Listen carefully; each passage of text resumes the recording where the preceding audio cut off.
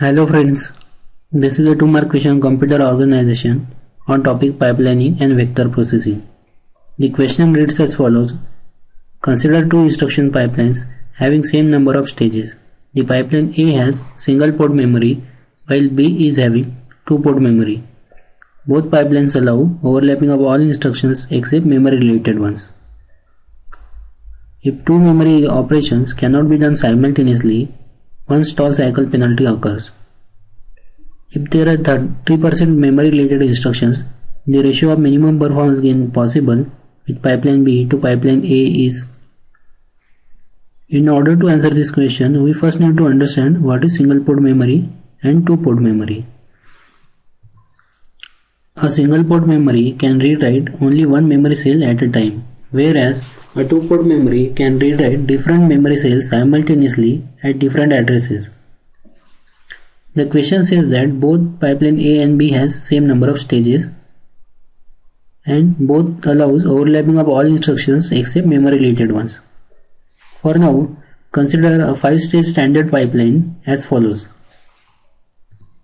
Here, the stages are fetch, decode, code, memory and write. Out of this, fetch and memory require memory operations. And if we cannot perform two memory operations simultaneously, we may have a penalty of one cycle. That is, consider this case. Here, the memory stage is overlapping with fetch stage. And if we cannot access memory simultaneously, then we will have one stall cycle penalty.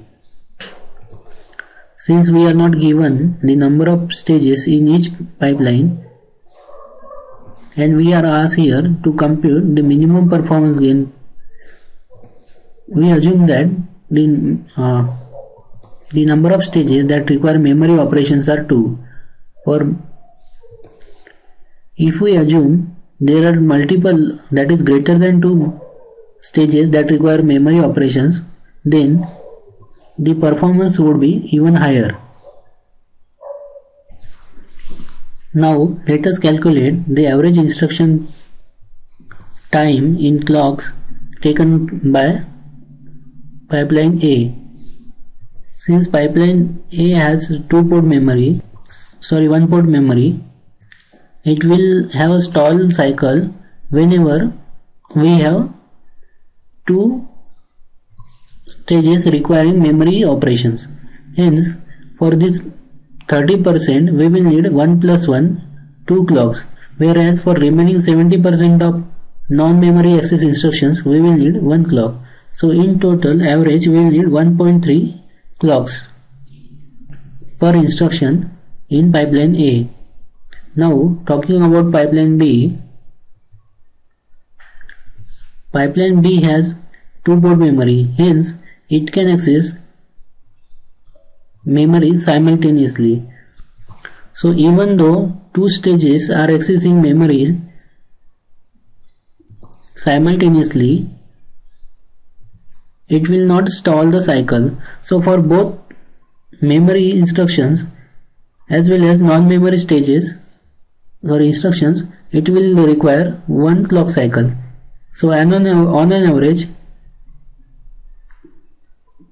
pipeline B will require 1 clock cycle. Now the ratio of pipeline B to pipeline A becomes 1.3 divided by 1, which is 1.3.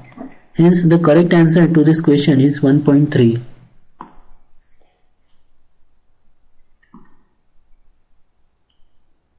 Thank you.